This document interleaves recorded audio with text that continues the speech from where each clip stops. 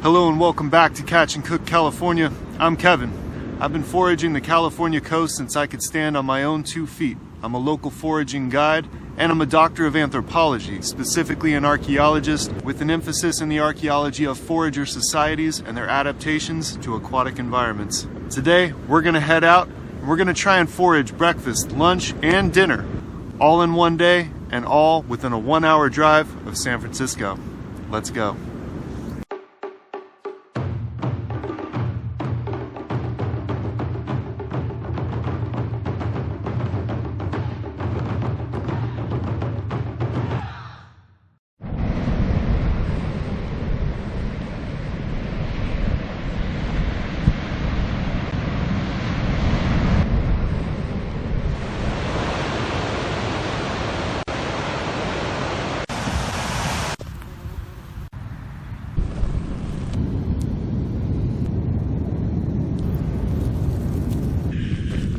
Those are the biggest wild strawberries I've ever seen. Look at the size of these.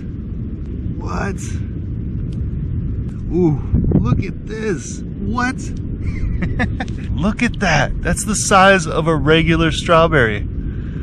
What?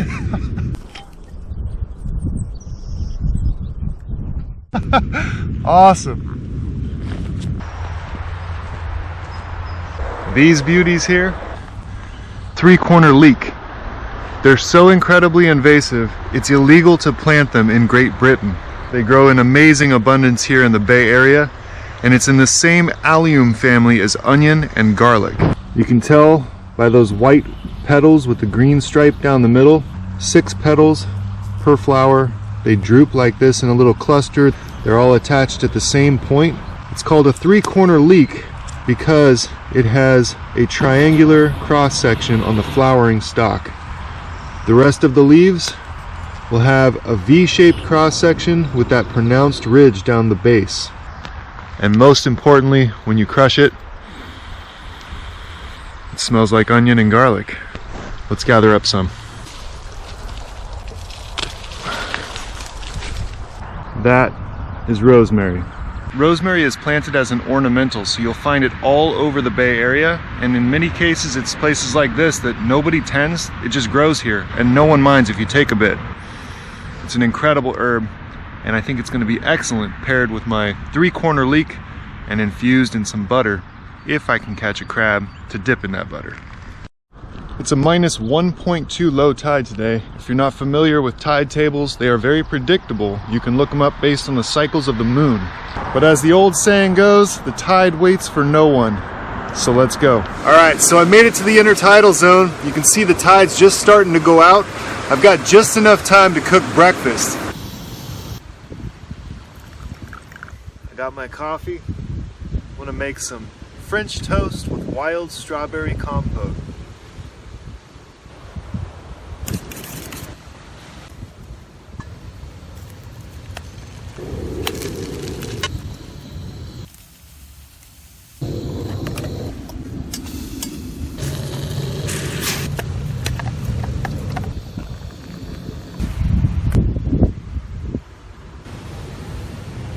So a lot of us, we talk about shopping locally and eating seasonally.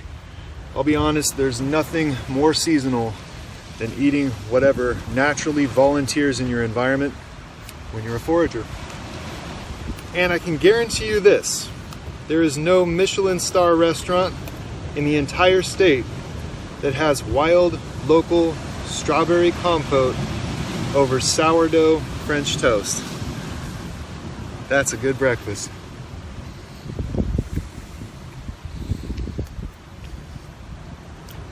Oh my gosh.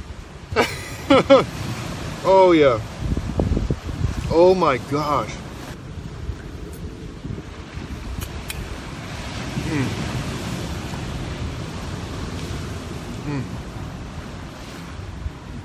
That's one of the best breakfasts I think I've ever had.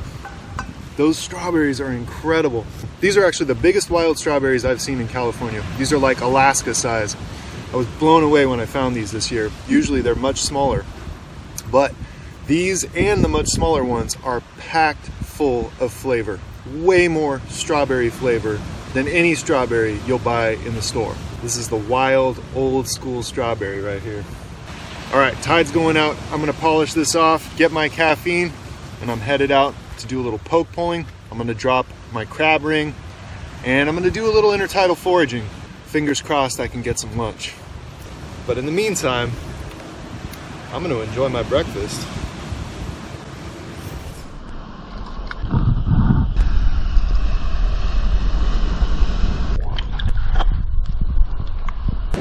Got my poke pole set up.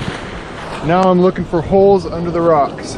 The advantage to poke poling is that you can actually present the bait underneath the rocks, where you can find large open houses filled with fish where you wouldn't normally be able to cast to. I just felt something soft. I don't want to poke it too hard because it's probably an eel or a fish.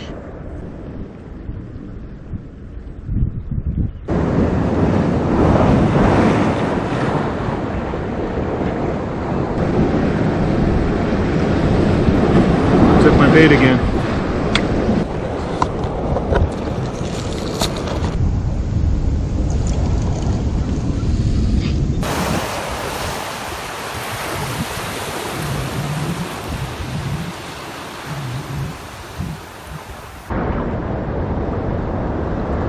That was a good hit. Ooh. Something big in there.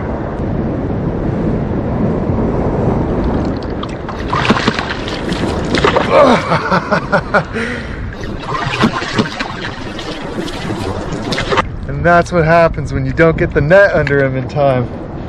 Man, that was a nice eel too. All right. We know they're in there. So usually these eels and the rockfish, they'll all hang out in the same spot together. So let's see if there's another one in there.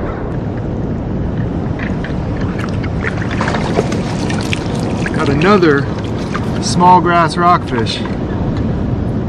This guy was double this size, I'd keep it, but he's too small, so we're gonna toss him back too. I mean, he's definitely in here. He's just taken my bait like 3 times, and it's not a crab for sure. It's pulling hard. 2 minutes. If I don't catch one, I'm pulling the trap. 0% on the battery. I guess I'll have to shoot the rest with my phone. Well, it wouldn't be YouTube if I didn't have my GoPro shut off right before I caught this beautiful grass rockfish. That's how it is. It looks like it actually broke my snap swivel. So once again, get the fish in the net immediately. I had him on the hook for probably a total of 5 seconds. I put him in the net and he just broke the snap swivel, which is darn near impossible. It's a really nice fish. Whoa, he's lively. So I got him in the gills. I don't like talking about my catches before I dispatch him, so I'm gonna make this quick and painless. All right, he's out. You can see the fish hook still in there. That's the first time that's ever happened to me. And I guide this locally, so I catch a lot of fish and I catch a lot of eels. You're the first one to ever break a snap swivel. That's pretty cool. Get to keep my hook, and I got a great fish for lunch. Thank you. Grass rockfish, one of my favorite local nearshore fish, an excellent fish for beginners, and one of those that you'll find at good sizes right under those rocks, in with the eels, in with the black and yellows. No size limit on these bad boys, and I am stoked. So now that he's been dispatched, I'm gonna cut from the vent up between these fins here up to here and take out the guts. Open them up, reach in there, and pull those guts out. Hold them from the gut, make your cut here. That is all the gut. That's going to the gulls. Let's do some foraging.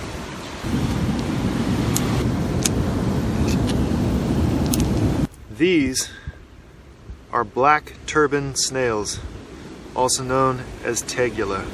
They're delicious. You're allowed 35 a day. All we perceive is a film on the rock, this green film. For this little guy, he's the cow, and that green film is the pasture. Because these guys are eating basically tiny seaweed, they're not subject to the quarantines and closures of bivalves. Mussels right now in May are not good to consume. If you eat them right now, it can cause amnesia, paralysis, or death. But these guys, you can eat them year round. So I'm gonna show you how to process them We're gonna have them with some fish, and I'm gonna go pull that crab trap. Be sure that the operculum, that round trap door on the outside of the foot of the tegula, is intact, or the black and white meat is intact. If you look at the opening of the tegula shell and instead you see a little claw there, and when it's covered by tide pool water, your lunch climbs out and runs away, well, that's no longer a tegula, that's a hermit crab.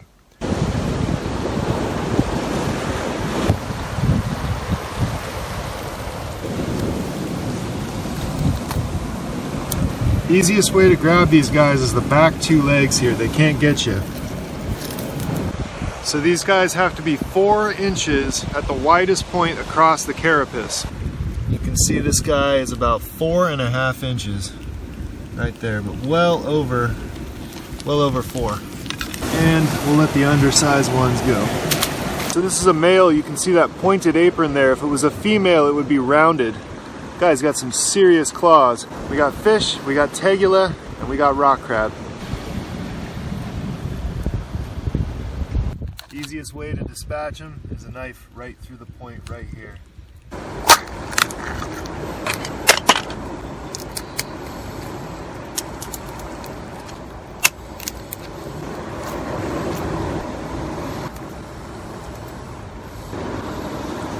Time to cook some lunch. I got some seawater, put it in here, and I've got the rock crab in there with the tegula. It's just starting to simmer. I'm planning to go free diving and potentially spearfishing. I'll free dive for some kind of resource for dinner. But when I go diving, I don't like to eat a really heavy meal beforehand. So even though I've got a whole rockfish here, I'm only gonna eat half that crab, a little bit of tegula. I don't wanna completely fill my belly before I jump in the water. And I also need to jump in the water before the wind picks up. This is a Dexter Sani Safe. I don't know anything about it other than it's been a great knife for me. I'm gonna flip up the pectoral fin, and right behind the gill plate here, you'll feel that it's soft here, hard here, and then the rest of this is meat. So I flip this up, I'm gonna cut right behind the gill plate at an angle so I can get that piece of meat right there, right down to the actual spine. I'm gonna come through on this side, cut up. And then I'm going to keep some pressure with my hand, and I'm going to run the blade right along the dorsal fin.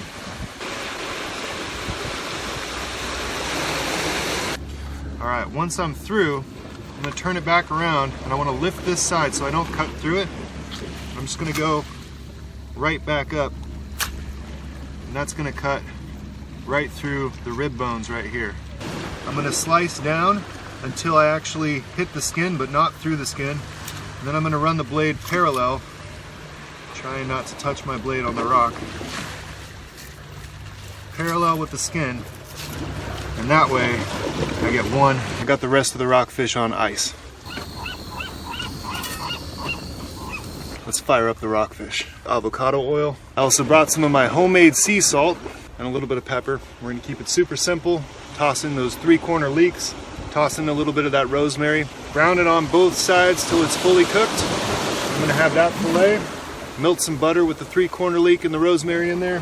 Dip my crab in my tegula. And then we're going diving. Before you ask, yes, I definitely cleaned my board. Rockfish going in. 3-corner leeks. Homemade sea salt. Super simple.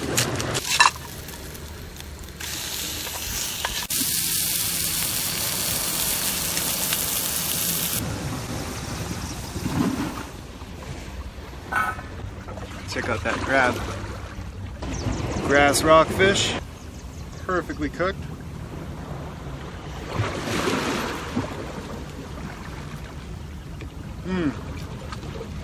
Dude, that is seriously one of my favorite nearshore rockfishes. I can lift it and it just flakes apart beautifully.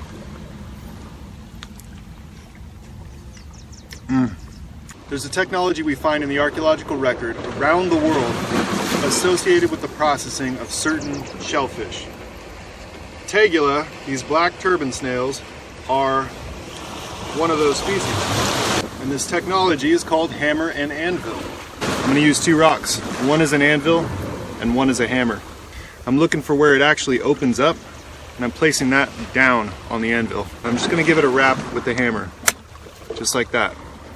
That little piece is gonna come off, and it's gonna expose all of the meat inside. Pull this whole thing out. There's one little piece on the outside called the operculum. It's that little trap door. It's made out of keratin, which is basically the same stuff as your hair or your fingernail. You don't want to eat that. This little bit here, that's the edible piece. I'm getting the tegula in that butter too. This is finger food.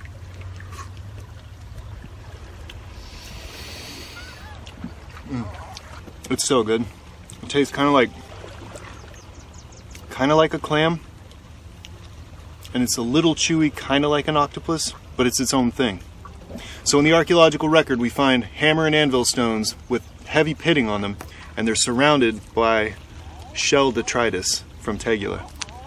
It's like a little snapshot into human behavior in ancient times. Pretty cool. And I don't want to pulverize it, I just want a hairline fracture here, like that, to get into that delicious crab meat. And all this came from the Intertidal. It's the only thing I leave behind. We do not leave trash, because we are foragers, we are anglers, and we are hunters. We need to be ambassadors of our sport.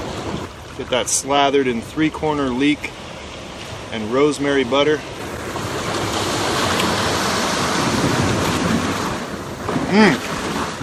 Look at all that meat. Rosemary and butter and 3-corner leek on there.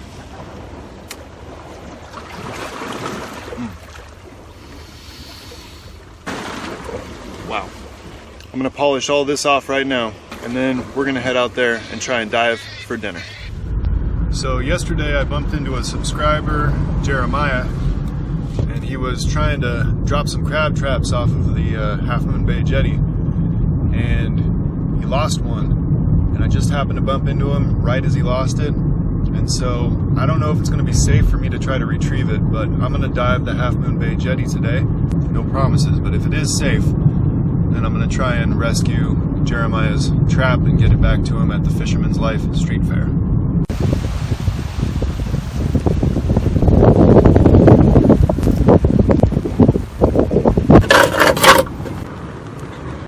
Well, I found a receipt. It says Easy Mart, 61 Alhambra Ave, El Granada, California. And there's a list of everything here that's in this bag. If this is your group that came from El Granada, California in early May out to the Half Moon Bay Jetty and left all of that garbage here, throwing all of your beer cans into the cracks and crevices, leaving everything behind, fishing line everywhere, everyone knows when they see that that was anglers like you and me that did that. You make us look so bad. The easiest way to get public lands like this shut down to the public like us is to trash them like this. That trash can's about 100 yards from where all of that was left on the rocks, and it's right here in the parking lot on the way back from the jetty. There's absolutely no excuse to be leaving that kind of trash in this environment that we all love and appreciate. Get your face wet first, and that'll help start to kick in your mammalian dive reflex. We're going to talk way more about this, how to improve your breath hold, and all that stuff in a future video. So when I got in the water, I started by loading up my spear gun. My Introduction to Freediving and Spearfishing California series has emphasized the 3-prong pole spear to this point. But some of the next videos I'll be doing will be on how to use a spear gun, how to load it, and what advantages and disadvantages the spear gun has. But on a day like this, I could tell from the jetty that I only had probably about 5 to 6 feet of visibility, and so I decided to use the spear gun in hopes that if I did see a fish, I would be able to get a shot and retain it. Now, as the saying goes, beggars can't be choosers. I knew that the visibility wasn't going to be very good, but I can still hop in the water, take it slow, take it easy, inspect some caves, look on the very edge of visibility, and I should be able to locate at least some perch. So initially, I found a perch underneath this ledge here, and it would have been an easy shot, but I decided it was a little bit small, so I kept moving. And soon after, I dropped down and found yet another cave, what the Hawaiians refer to as houses, And in this house there were two pile perch, but they slipped out the back. So I lined up on this cave. There was another striped perch in here, and I was thinking about taking it, but I wasn't quite sure. Is it big enough? Is it not? And when I finally decided I was going to take the shot, he caught wind of my plan and slipped out the back.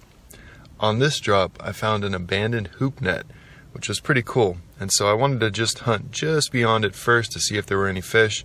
And then when I realized there were no fish in that area, I grabbed the hoop net and rescued it. And here I am bringing it back up to the surface. You got to be very careful when you're rescuing these hoop nets and traps and things like that. Be careful that you don't get entangled. And I just want to emphasize it one more time. If you're diving jetties, there's a lot of fishing line, a lot of nets and things like that. Make sure you have a sharp knife on you. You may have to cut your way out. So at this point, I switched over and started using my dive light. This is something I've also not talked about in my Introduction to Spearfishing series. But the dive light provides a huge advantage, especially in caves. A lot of times you'll actually see the opening of the cave. Your eyes will adjust to the darkness. You'll see a lot of what's in there. You may see some good rockfish. But when you light it up, that's when you usually notice a big lingcod or something like that in the very back, or even a cluster of scallops that would have been just too dark for your eyes to see without a light. But I wasn't seeing any lings or cabs or anything like that in the caves, and so I decided to go back out to open water. And even though the visibility was really poor, I ended up seeing a couple of decent-sized striped perch. Not huge, but they looked a lot bigger when they were in the murk. But anyway, I speared one. Not a great shot, center of mass. I usually try and hit them right behind the gill plate to not waste any meat. Just because I don't like my catch suffering, I try to dispatch them as quickly as possible. When you see that incredible crimson color of blood coming out of their head, and their mouth opens and their eyes dilate, they are fully dead. They are not suffering. So then I continued on, and I found yet another little school of perch and got another shot. This one was a bit better of a shot, right behind the gill plate. A good holding shot, and also no waste to any meat. So at this point I climbed across the jetty. I timed it, and I was watching the water very, very closely, because the outside of the jetty is actually very dangerous, and I was able to jump in between sets, dive down, and rescue Jeremiah's crab trap. And what you can see as I'm swimming in with this thing is I keep turning and looking at open water. Toss the trap up onto the rocks, turn, look at open water, turn, look at open water. And I keep doing this because there's a ton of power behind the water, as you can see here. And this is actually a pretty calm day on the jetty. On a rough day, there's no way I would even attempt this. Now at this point, I'm trying to climb out of the water. My fins are still on. This can be dangerous because your fins can get wedged between the rocks. Then you get hit by a swell and you could break an ankle. So I'm trying to get my fins off, but I'm holding on to them super tightly, so if I get hit by a wave, I don't lose them. Finally, I toss my fins way up above the waterline where they're not going to get hit by a wave, and turn my attention back to the ocean to be sure that I'm not about to get hit by a wave. Jeremiah, I know the visibility is not very good. There you go, buddy. There's your crab trap back. I don't know, man. I don't think sausage is a good bait for you.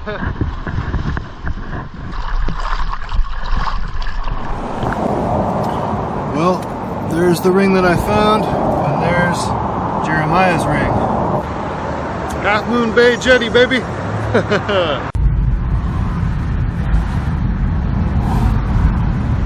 I was really hoping for one perch. If I got one perch in low visibility on the Half Moon Bay Jetty, then I was figuring, hey, that's success. But I got two, so we're good. I probably could have speared 4 or 5 more on the way in. There was actually a lot of perch on the way in, but I only needed 2. All right, one last thing. Let's stop and pick some wild radish for the greens to add to our dinner.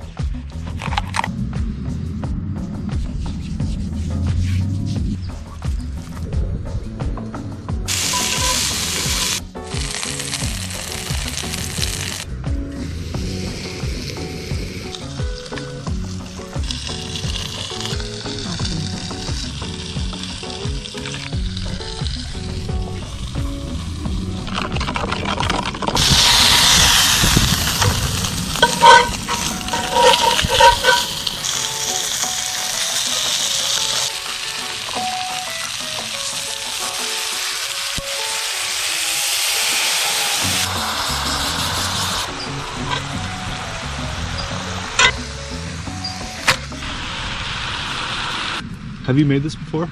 Not this one. Not this way. This is more like we're just winging it, honey. Nice. Well, wouldn't you know it, I turned on the camera at the very end to film our taste test of this amazing meal, and I left it on time lapse, so it's all sped up. But anyway, as you can see, I'm yammering on about how delicious this is, and Diane's chopsticks are moving double time because she's enjoying the heck out of it. The bottom line is both of us agreed this was the best perch recipe we've ever had. The greens turned out really good as well. Anyway, I hope you enjoyed this video, and until next time, keep the old ways alive. In the meantime, I'm guiding in the Bay Area, so if you're interested in this rocky intertidal foraging that you saw in this video, or if you're interested in freedive spearfishing or clamming, I do all of this locally in the Bay Area. Just hit me up, catch the letter N cook, ca@gmail.com.